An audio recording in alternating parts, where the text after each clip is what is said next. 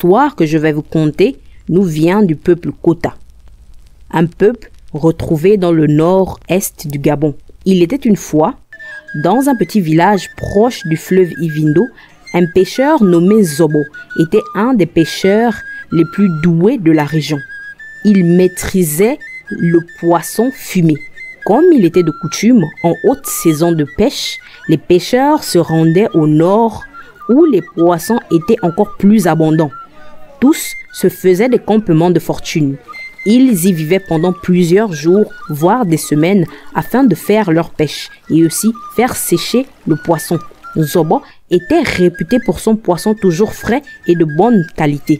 Il venait tout juste d'épouser la jeune femme nommée Ntsono. Toute la famille de Zobo n'était pas d'accord, car il voulait marier dans le clan où les femmes dominaient leur mari et avaient toujours un mot à dire concernant la gestion du foyer ou encore du village. Quelque temps après leur mariage, Zobo s'en rendit vite compte. Ntsono venait en effet du clan des femmes fortes.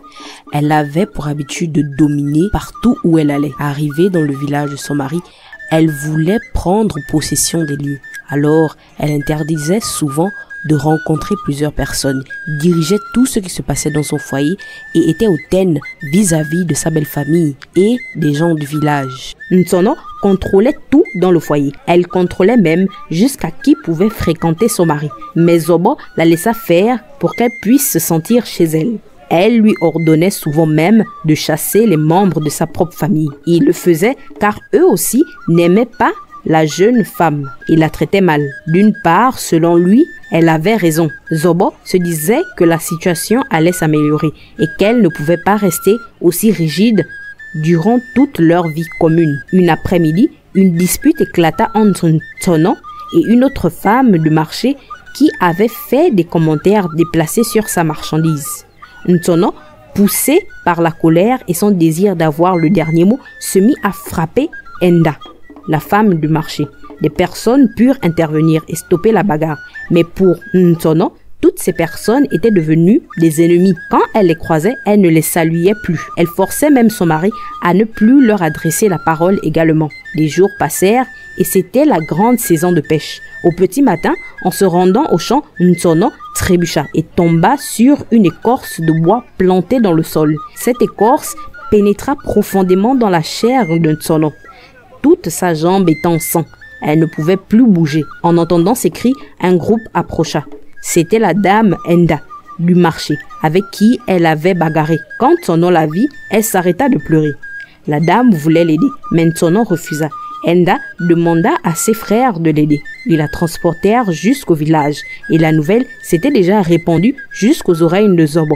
Celui-ci avait déjà fait appel aux guérisseurs du village. Tous les deux les accueillirent dans la case, prête à la soigner. Quand le guérisseur vit la plaie, il se rendit compte qu'elle était bien trop profonde. Il fallait une herbe spéciale afin d'éviter les infections et faciliter la guérison, mais il ne l'avait pas sur lui. Tu dois aller au bord de l'Ivindo, loin, dans les montagnes. L'herbe se trouve là-bas. Il faut l'appliquer tous les jours. Chaque jour, une nouvelle préparation. Chaque jour, une nouvelle préparation. Il faut y aller sur place. Il lui parlait en lui montrant un exemplaire et continua. Où vous faites souvent les campements là, juste au bord de l'eau, tu vas la trouver. Tu dois l'appliquer jusqu'à ce que les plaies guérissent. Tu comprends? Zobo hocha la tête et raccompagna le guérisseur qui lui donnait d'autres instructions. Zobo décida alors de prendre sa femme et de l'emmener avec lui au campement. Il se disait que ce séjour serait un bon moyen pour que sa femme puisse guérir complètement et se reposer. Il pourra aussi personnellement s'occuper d'elle. Accompagnés d'un groupe de pêcheurs, ils prirent la route pour le nord. Arrivés au lieu, ils se séparèrent tous et chacun alla dans sa partie pour placer son campement.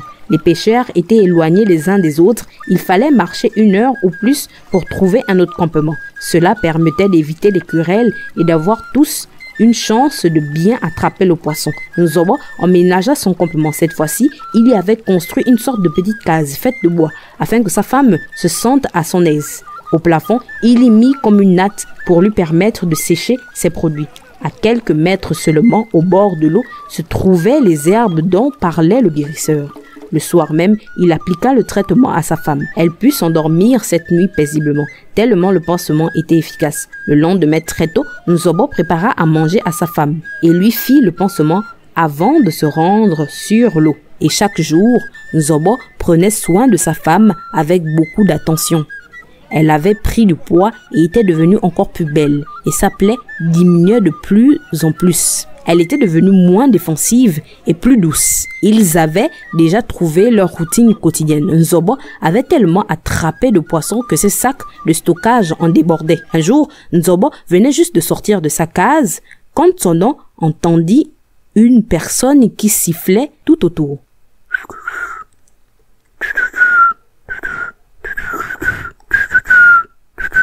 La personne sifflait comme pour prévenir qu'elle voulait entrer dans la case. Elle entendit une voix dire « Yankuna moto !» D'un coup, elle vit la forme entrer dans la case. C'était Elongolongo, une créature mystérieuse de la forêt dense. Il était grand, mesurait plus de 4 mètres et très mince comme un squelette. Sa tête était couverte de ses cheveux longs, tout noirs. On distinguait à peine les traits de son visage. Il avait un sourire charmeur. Il possédait une grande connaissance des plantes en forêt. Seules les femmes et les enfants avaient la capacité de le voir. Et quand il apparaissait, il voulait toujours quelque chose en retour. Et Longolongo se trouvait à présent devant Ntsono. Elle n'avait pas peur. Après tout, elle venait du clan des femmes fortes. Il dit « Oye-moi, tu fais quoi ici? C'est la première fois que je te vois, hein? » En regardant le pied de Ntsono, il ajouta « Bate, tu as ce genre de plaie là, et tu es ici toute seule. Alors là, où est ton mari ?» Ntsono lui expliqua toute son aventure et les raisons pour lesquelles elle était dans ce campement. Et Longolongo dit « Non, ce n'est plus bon en réalité. Tu devais déjà marcher, tu marches déjà. » Elle hocha la tête pour signifier qu'elle ne marchait toujours pas. Et il continua. « Ton mari veut te garder ici pour lui. Comme il sait que tu commandes, il ne veut pas que vous retournez au village. Sinon, tu devais encore le contrôler. Tu ne vois pas qu'il t'a même fait grossir. C'est pour que tu ressembles à une grosse patate et qu'il aille prendre une autre femme. Non. C'est faux. Mon mari m'aime. C'est pour cela. » Elle l'interrompit et Longolongo continua. « S'en fout. C'est seulement ce que je crois. Tu vas voir ce qu'il va vouloir te mettre un pansement différent ce soir. Ça sent plus mauvais. Le pansement va te rendre plus grosse. Il va te mentir qu'il s'agit des nouvelles instructions du guérisseur. Tu ne me crois pas. » Des pas se rapprochèrent d'un coup et Longolongo se mit dans un coin de la case et Zobo entra. C'est à ce moment que Ntsono se rendit compte qu'il se faisait déjà nuit.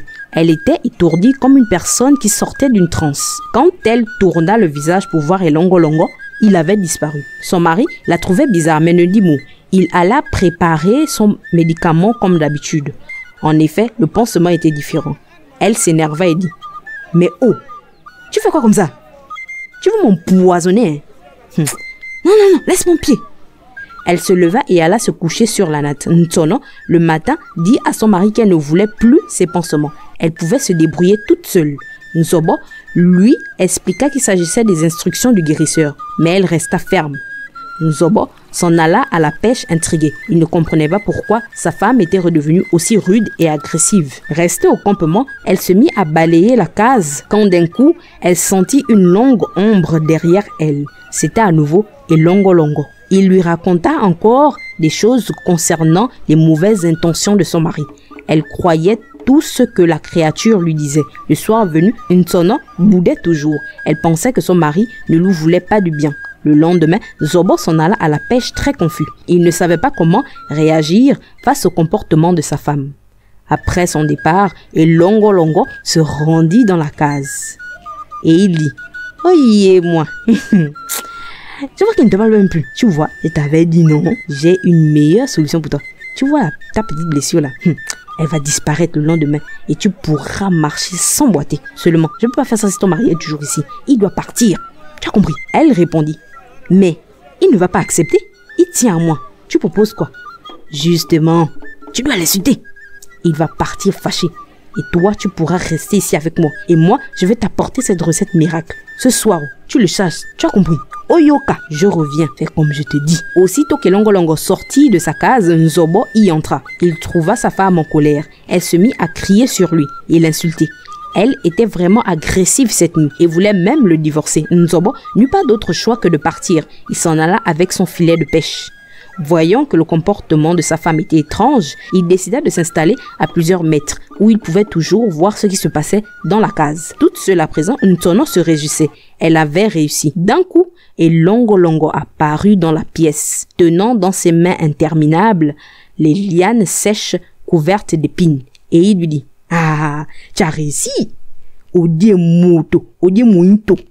Vas-y, assieds-toi. J'ai apporté ton remède. On commence ce soir. Tu vois ça, dès que je vais poser cette écorce, toute ta blessure va disparaître. Et tes jambes seront encore plus belles. Tu me fais confiance. » Et Longolongo se mit à frotter la jambe de Ntsono avec ses lianes. La douleur était horrible et insupportable, qu'elle se mit à crier de douleur. Et Longolongo lui bloqua la bouche avec un bout de bois. Et il lui disait que c'était comme ça les débuts. Quand il finit sa séance, il s'en alla. De loin, Nzobo pouvait apercevoir 2 ombres dans la case. Il se disait que sa femme le trompait. Mais avec qui? Il avait également entendu des cris. Qui avait stoppé? Et il ne savait pas d'où cela pouvait provenir. La nuit suivante, Longolongo réapparut pour pratiquer sa séance de guérison sur la jambe de Ntsono. Cette fois-ci, elle ne pouvait pas supporter qu'elle tombât sur la natte inconsciente. Et Longolongo s'en alla. Nzobo était à présent certain. Ces bruits provenaient de son campement. Il ne voulait pas intervenir de peur de se faire humilier par sa propre femme devant un autre homme. Alors, il resta silencieux. La 3e nuit, Longolongo apparut. Ntsono était épuisée. En seulement 2 jours, elle avait maigri et cette douleur l'avait rendue malade. Sa plaie, qui avait complètement guéri, laissait place à une ouverture béante. On pouvait apercevoir l'os de ses jambes. Elle était dans un état pitoyable. Et Longolongo dit, « Oh, toi aussi, c'est pour cela que tu as peur de me voir. Je suis ton ami, non? Et tu le sais? Aujourd'hui, c'est le dernier jour. Demain, tu vas te réveiller en pleine santé. C'est comme cela le traitement. » Quand il finit, il commença à gratter le pied de Ntsono jusqu'à atteindre les os. Elle hurlait de douleur. Elle ne pouvait même plus bouger. Elle criait à l'aide. Quand Zobo entendit les cris de détresse de sa femme, il se mit à courir aussi vite qu'il pouvait. Mais la case était bien trop loin. Dans la case, Longolongo s'empara de tout le poisson. Il avala plus de 3 sacs de poissons secs et s'en alla dans la nuit noire. Ntsono resta là, couverte de sang.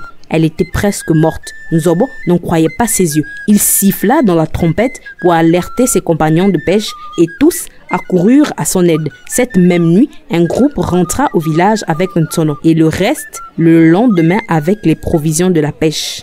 Arrivée au village, Ntsono fut transportée directement chez le guérisseur. Elle était dans un état pitoyable. Il amputa son pied pour sauver sa vie. Quand elle put aller mieux, elle raconta toute son aventure aux gens du village, sa rencontre avec Longolongo, la créature de la forêt. Elle s'excusa auprès de tout le monde dans le village et auprès de son mari en particulier. Ntsono resta infirme toute sa vie. La fin. Pour ceux qui ont suivi le conte jusqu'ici, laissez-nous en commentaire le mot Longolongo. Comme cela, nous saurons qui a regardé la vidéo jusqu'ici. Merci.